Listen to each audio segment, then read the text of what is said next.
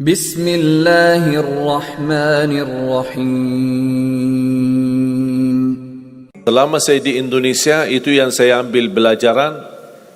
Kita orang Indonesia selalu harus dunia. Tidak ada akhirat sendiri. Dunia dan mau kaya di dunia kaya, selamat di dunia selamat. Jadi dunia itu harus dibawa. Kalau udah bahasanya akhirat, pasti orang bertanya, terus dunia kita gimana? Makanya begitu saya membaca sukses dunia akhirat, wah ini Indonesia ini.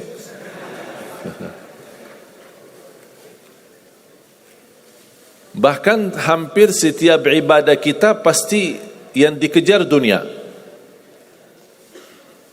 Saya sudah dakwah sebelum di Indonesia, di mana-mana. Tapi baru pertama kali pas saya di Indonesia diminta amalan, gimana supaya dapat amalan mudah kerja, dapat amalan mudah urusan, dapat amalan lancar rezeki, dapat amalan. Jadi ujung-ujungnya semua untuk urus dunia. Makanya saya buatkan satu buku, habis saya sudah fahami dan belajari karakter orang Indonesia. Orang Indonesia dah mau yang ribet-ribet, mau yang mudah, yang enak dan masuk surga. Betul?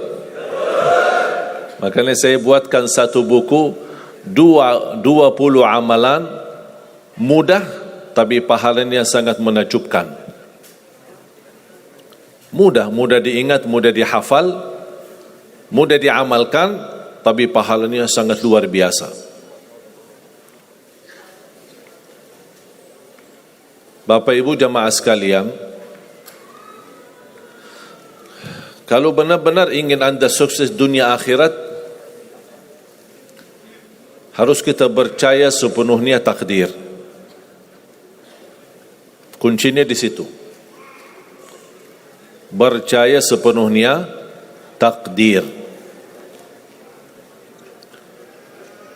Takdir itu menjadi salah satu rukun iman. Rukun iman ada berapa? 6. Rukun Islam? 5. Salat berapa waktu? 5 atau 4? Yakin 5? Soalnya benar tak salat subuh?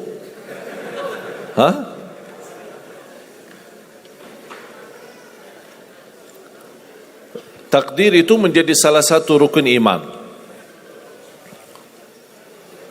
Tapi banyak di antara kita yang belum percaya sepenuhnya soal takdir. Dan kita sifat manusia, mohon maaf, suka tidak adil. Contoh, kalau Allah berikan karunia, nikmat, pertama kita lupa bersyukur. Yang kedua, kita tidak pernah berkata sama Allah, ya Allah kenapa aku dapat nikmat ini? Tapi sebaliknya, kalau kita diuji oleh Allah, kita kurang sabar dan kita bertanya sama Allah, ya Allah kenapa saya diuji? Faham enggak? Kalau kita dapat nikmat, ada enggak orang-orang yang lulus misal ujian, dia berkata, ya Allah kenapa saya lulus ujian? Tak pernah. Tapi kalau dia tidak lulus, dia bilang apa? Ya Allah kenapa saya tidak lulus? Ketika ditimpa musibah, dia selalu merasa nyesal atau merasa sakit hati, tersinggung. Berkata sama Allah, kenapa saya diuji? Padahal saya orang baik. Saya jaga salat, saya berusaha mendekat sama Allah, tapi saya merasa bertambah berat ujiannya. Tapi sebaliknya, ketika diberikan nikmat, dia tidak pernah menyebutkan, ya Allah kenapa saya mendapatkan nikmat ini? Kayaknya si fulan lebih fantas mendapatkan nikmat. Itu tanda manusia tidak adil,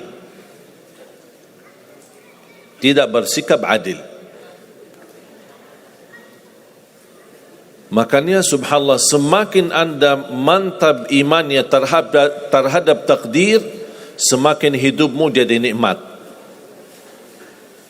Saya kasih contoh.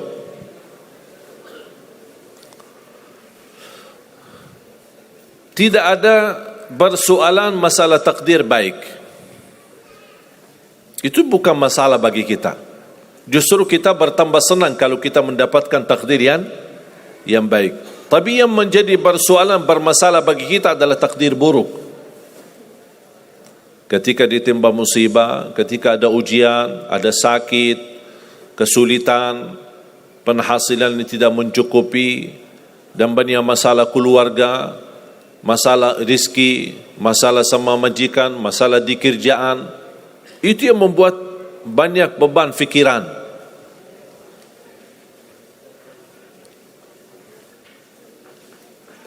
Tapi kita harus tahu, sebenarnya walaupun takdir itu ada baik, ada buruk,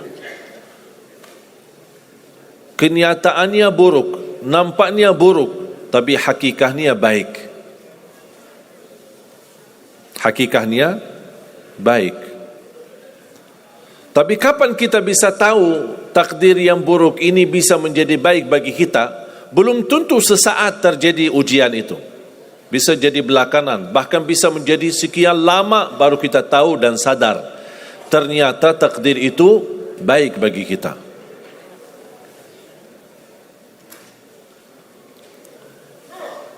Saya kasih contoh melalui cerita.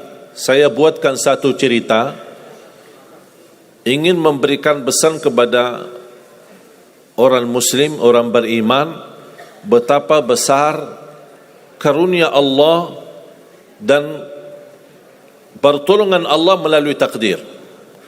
Ada seorang berdoa, dan saya yakin anda semua berdoa. Setiap berkesempatan, setiap salat, setiap sujud atau tahajud, duha, pasti anda semua berdoa. Ada yang diinginkan, ada yang hajat-hajat yang belum terkabul, belum tercapai. Bertemu orang salih, bertemu ulama, bertemu habib, minta didoakan, tolong doakan, semoga lancar urusan saya, semoga dapat jodoh, semoga insya Allah dapat keturunan, semoga hasil dan rezeki yang saya dapatkan menjadi barakah dan bermanfaat bagi saya dan keluarga. Ada orang berdoa kepada Allah Subhanahu wa taala. Mohon jamaah sekalian dengar cerita ini baik-baik, karena ada pesan hikmah yang kita bisa ambil.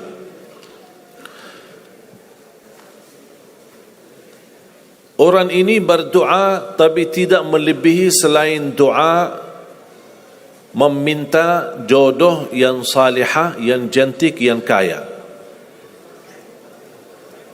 Itu aja doanya, tak ada yang lain. Setiap salat, ya Allah, jodoh yang salihah, yang cantik, yang kaya. Tahajud, ya Allah, jodoh yang salihah, yang cantik, yang kaya. Doa pas buka puasa, itu aja doa, tak ada yang lain. Tak minta ampun, tidak minta rahmat, tidak minta karunia, tidak minta keselamatan. Butuh banget ini jodohnya.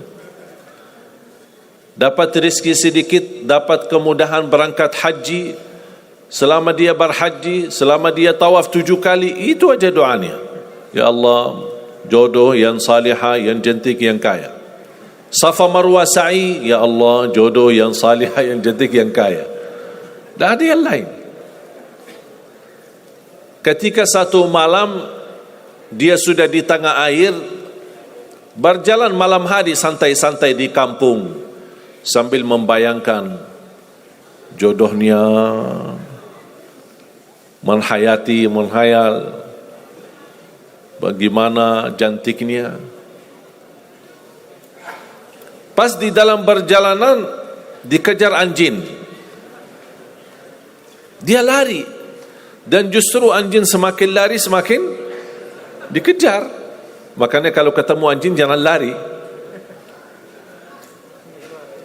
Akhirnya anjing berhasil gigit kakinya, berdarah. Datang mobil ambulan, dibawa ke rumah sakit. Di dalam mobil ambulan dia merasa menghadapi ujian, dan dia berkata, ya Allah, selama ini saya berdoa minta jodoh yang salihah, yang cantik, yang kaya, masa dikirimkan anjing?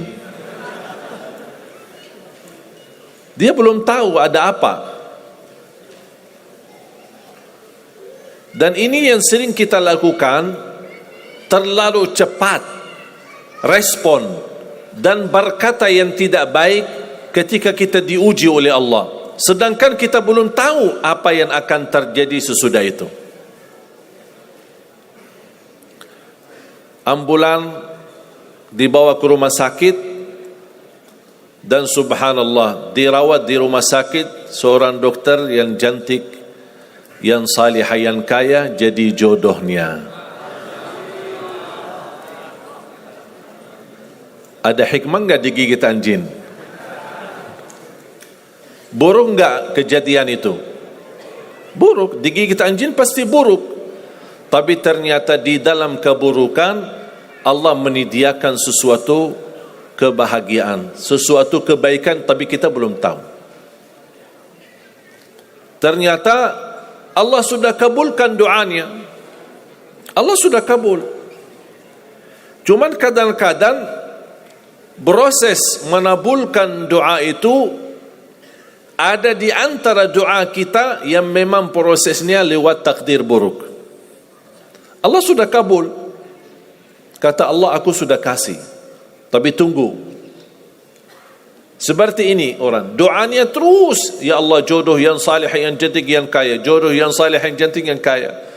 Allah sudah kabulkan doanya, tapi jodohnya ada di rumah sakit. Berarti harus sakit dulu. Gimana cara sakit dulu? Allah punya bermacam cara, berbagai macam cara. Bisa sakit, tiba-tiba sakit, bisa apa saja alasannya. Di antaranya tentara Allah yang ada di bumi, semua yang bernyawa makhluk Allah, patuh dan taat kepada Allah Subhanahu wa taala. Di antaranya anjing. Allah perintahkan gigit si fulan biar ketemu jodohnya di rumah sakit. Jalanin tugas. Memang kita menyesal ketika terjadi kecelakaan, tapi kita tidak tahu apa hikmah di belakang kecelakaan itu. Dan sering saya bilang sama jemaah, mudah-mudahan Allah kabulkan semua hajat-hajatmu, walaupun digigit. Mau enggak digigit anjing dulu?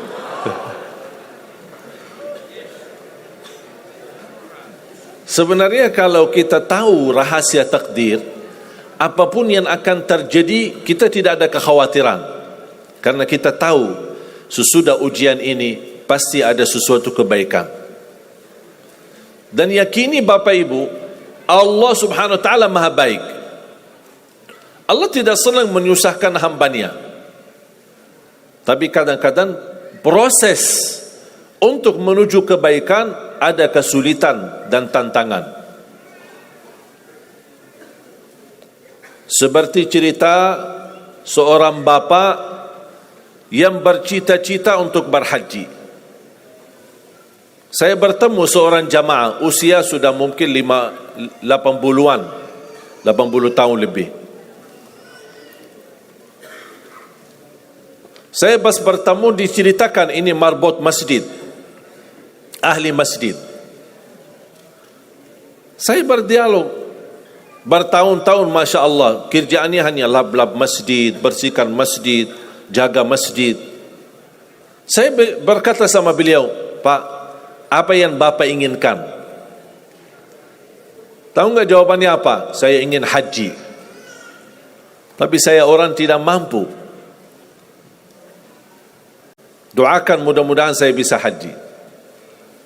Saya bilang, insya Allah Pak, kalau soal haji, soal umrah, itu tidak tergantung dengan kemampuan. Ada orang yang tidak punya uang sama sekali, tapi dapat dipanggil bisa haji. Karena haji dan umrah itu hadiah dan panggilan Allah Subhanahu wa taala bagi hambanya. Bahkan justru ada orang yang banyak hartanya, tapi tidak tertutup hatinya untuk ke tanah suci.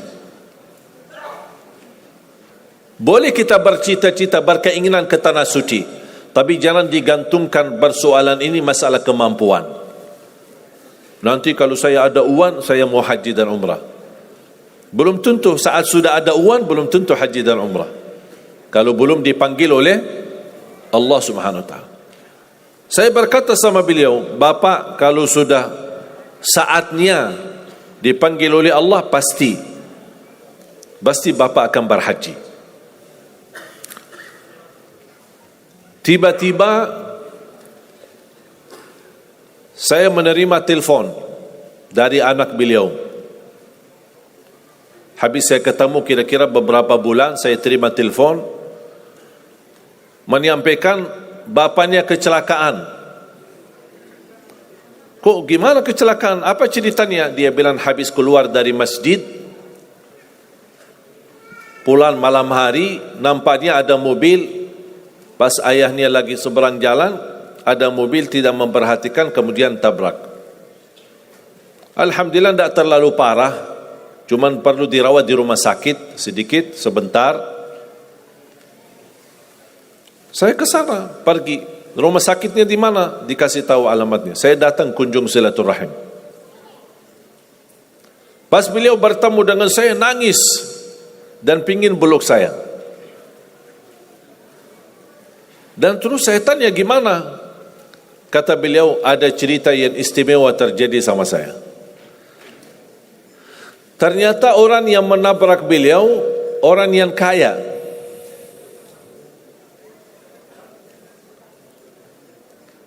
Habis itu orang yang kaya minta maaf sama si bapak ini.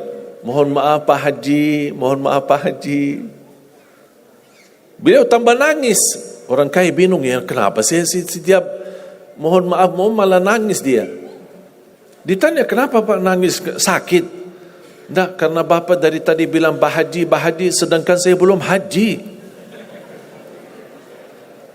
Tertutup hati orang yang kaya, yang dia sediakan biaya haji dan bisa berangkat.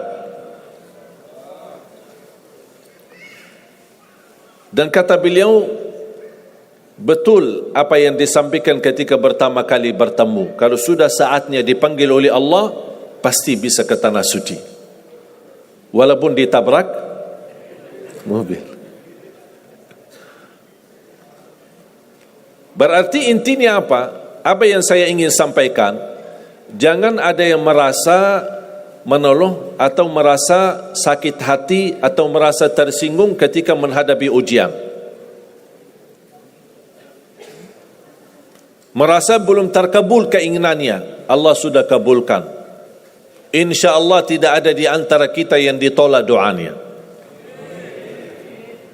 Cuman kita mohon maaf kadang-kadang buru-buru, ingin selalu semuanya cepat. Kadang-kadang kalau terlalu cepat apa yang kita inginkan kita dapat, itu bahaya juga. Dan Allah ingatkan, kalau manusia, Allah tidak sulit menjadikan manusia semuanya kaya. Kalau sekarang saya bertanya, mau enggak semuanya jadi orang kaya? Pasti mau, siapa yang tidak mau? Coba bayangkan, kira-kira sulitlah bagi Allah menjadikan semua manusia di bumi kaya raya? Sulit tidak?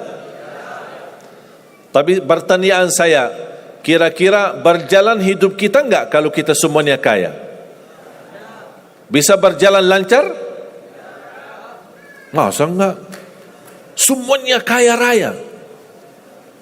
Gimana kehidupan kita sehari-hari? Berjalan lancar tidak? Kenapa tidak?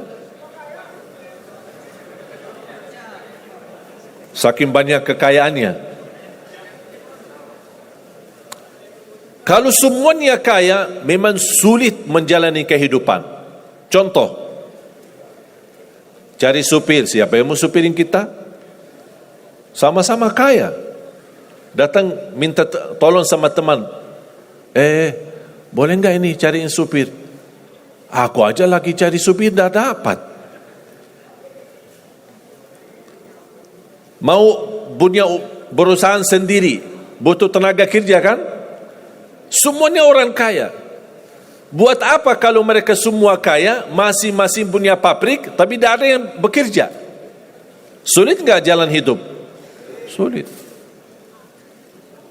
Sama sebaliknya, kalau semuanya di bumi miskin, susah.